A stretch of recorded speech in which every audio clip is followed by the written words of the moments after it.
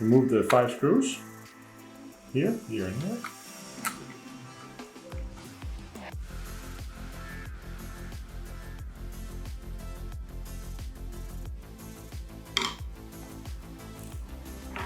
Then tip up these tabs there. Make sure to keep them under tension so they don't rebound. Then the ones here on the side, the one on the other side, and then the 2 tabs on the bottom. Then the plastic pops off like that. Then you can just click out this PCB here. There's 2 tabs, one there and one over here. And then this cable will come under this tab and pull out the connector.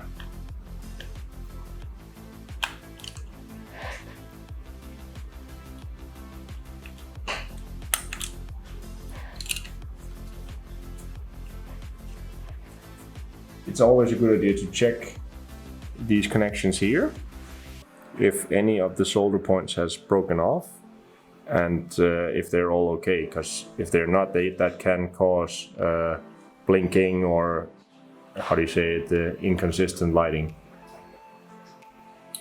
Then remove these 4 screws.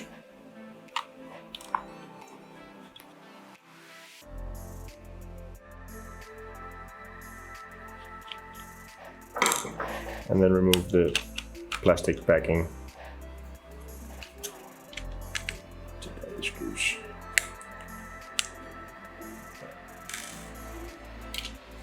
Then flip it around.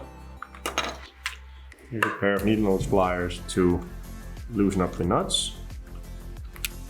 And then you can use a flathead screwdriver to turn the nut all the way off. Once the nut is off, everything will fall out.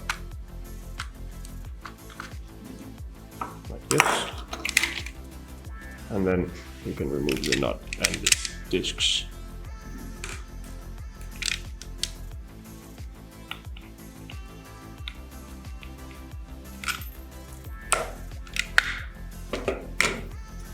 Now we're going to remove these 3 white things. This one to the side by pushing in on these tabs and pressing it with the other small white tabs. Trying to help it with pulling it, but they can be quite stuck because they are welded in there. But remove this. Same thing goes for the white parts here. Tabs go in and then push on the white things.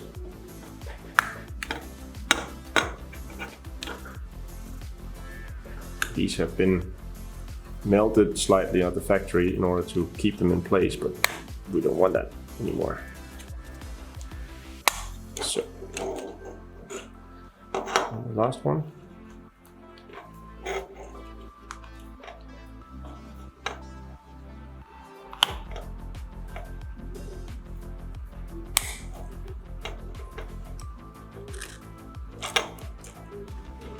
Go.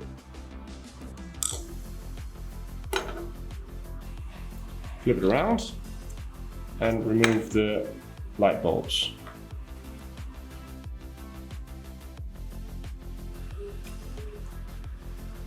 After that, locate all your LEDs,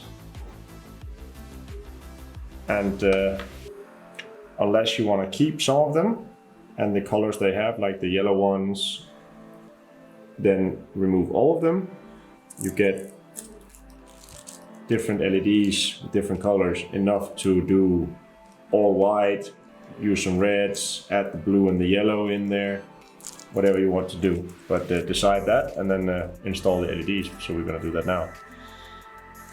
Use a tin sucker or a other method of tin removal like wicks or something, and then start desoldering the LEDs.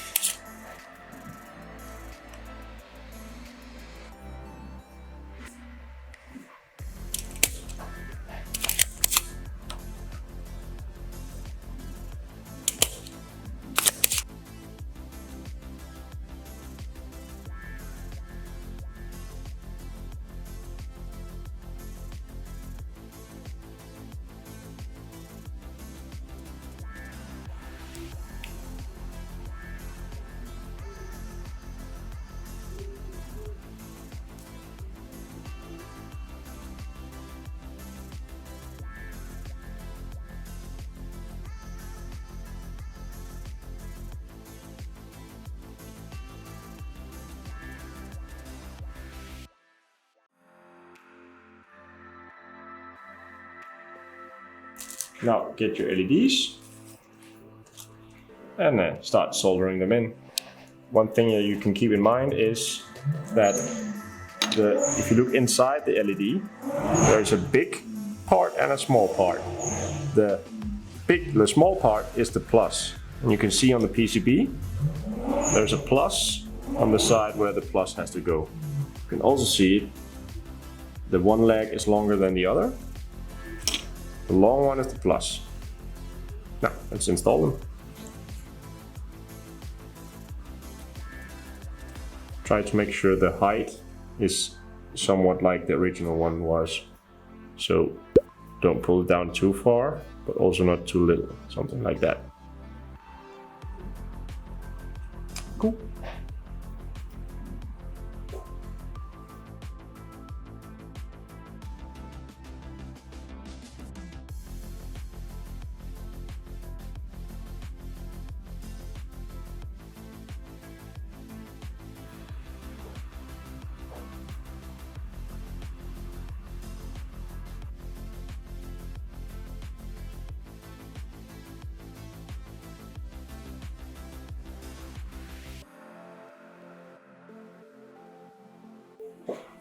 After that, take your bag of LEDs for the fan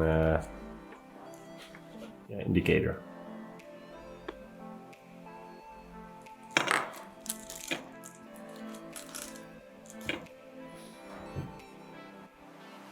Again, the long leg is the plus, and you can also see it inside the small part. Inside the LED is the plus.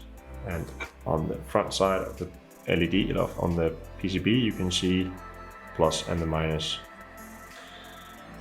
So we put the LEDs in.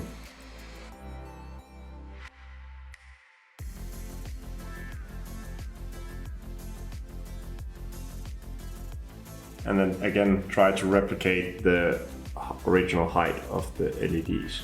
So something like that.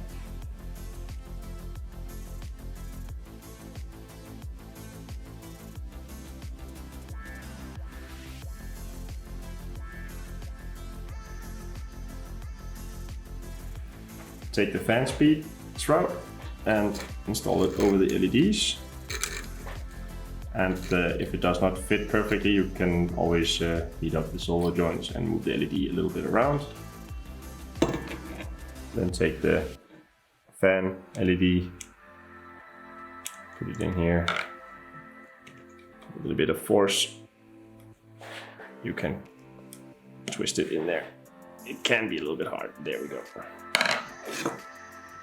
If the LED does not light up, take it out again and flip it 180 degrees and put it back in.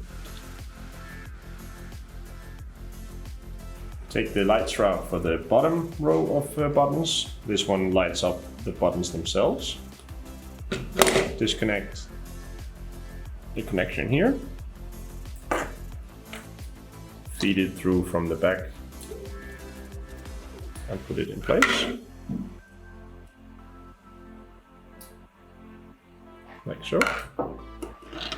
And take the shroud with the connector and connect the two. Lay it down so that it's not in the way of any of the LEDs or the buttons. And feed the light shroud over the LEDs that you just soldered in place. Again, if the LEDs do not fit or it does not want to come in, you can always heat up the solder joints a bit again to make it fit better. Take a small screwdriver again, just to make sure that the wire lays in there good, and then align the tabs on the side with the hole, with the original holes, and push it in like so. And then the connection should be secure. And then repeat the procedure from before for the top part as well. Put the connector through the hole. There we go. Twist it in like that. Align the LEDs.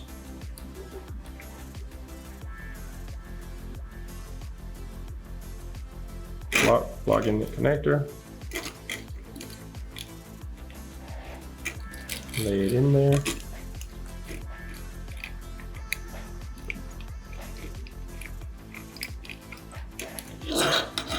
Again, guide the connector so that it doesn't interfere with the buttons or with the lighting, and then push in the tabs on both sides, and there you go, installed as well. You can always adjust your LEDs a little bit so that they are centered and nice.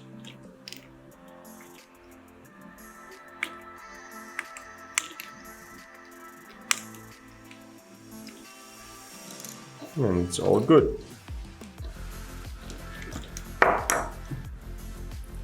And you can trim off all the pins.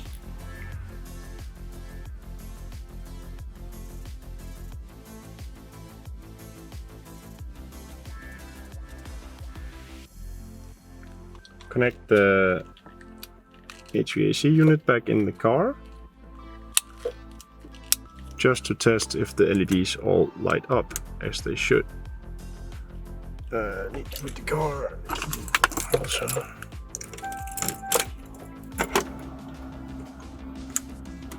As we can see, they light up just fine. If they do not light up, take the connector out, flip it around, and put it back in. As for the LEDs here, we can see they do not light up. That means we will need to flip the connector.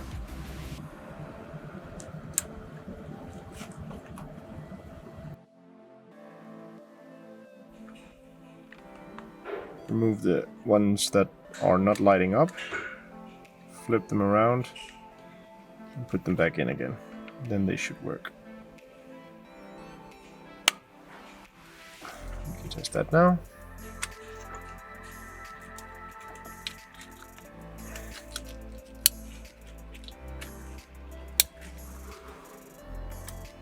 And now they light up.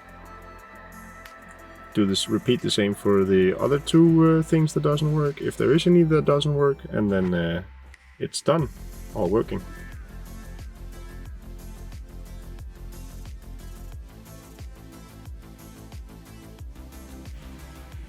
Then remove the front face of the temperature.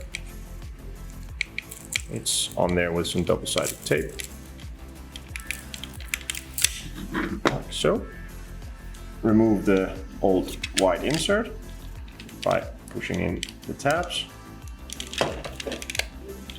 like so. Then put in the new black insert.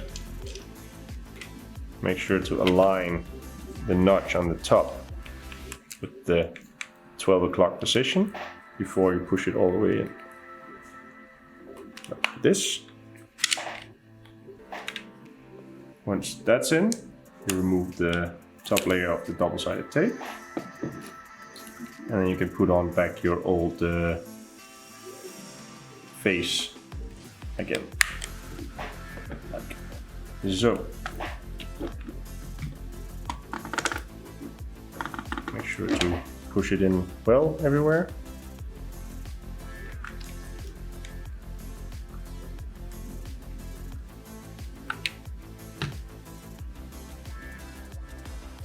Face installed, you can poke a hole through the new tape and remove the excess in order to make space for the button again.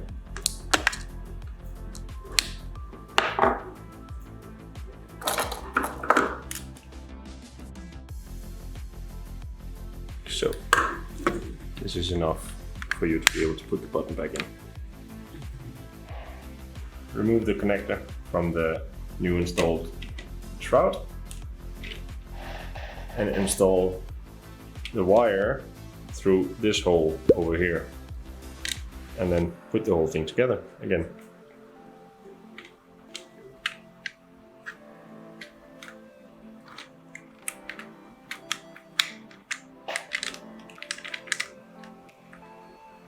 like so.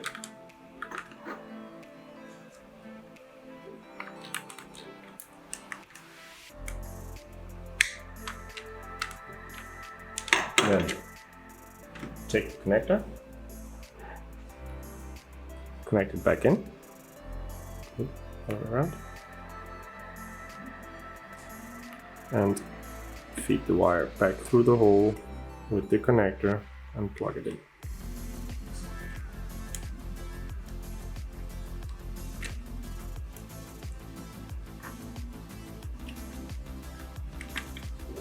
Like so.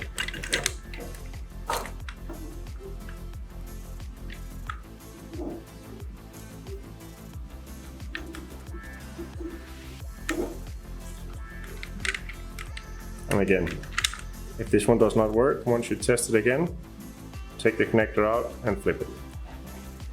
Take your potentiometer, put it through the hole, hold it with a finger, then put back on your discs on both, and then take the nuts, slide those over top as well, and then make sure the pin is aligned down there, and then screw it on.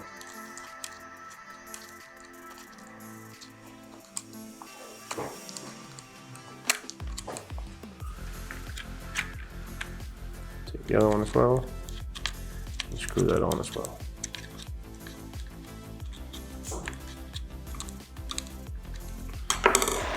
Then take your needle nose pliers and fold it all the way in.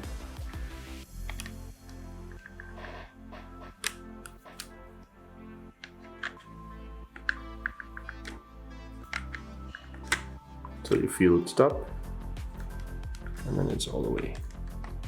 Same for the top one. And that's that. Then take the back panel and these 4 screws that are already pre-installed and screw them in.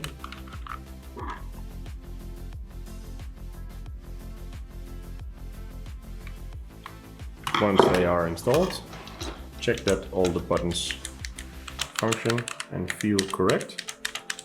If they do so, you are ready to put the circuit board here back in its clips, like so, and put this connector back in, and put the cable under its little holder there. After that, you can take the last cover, slide it over top, click it in place, make sure it clicks everywhere and all the tabs are in place, there and there as well. And then you take your last 5 screws and you screw them in.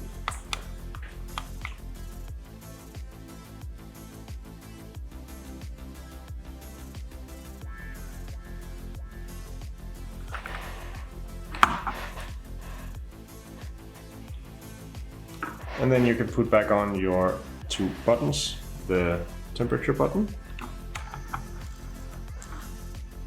and the fan button. And then we're done.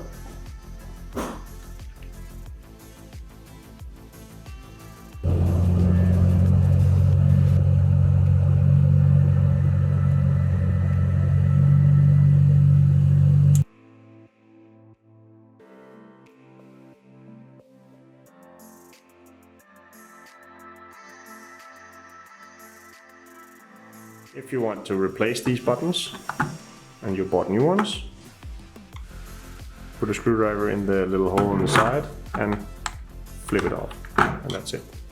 You can then proceed to do it for all the buttons.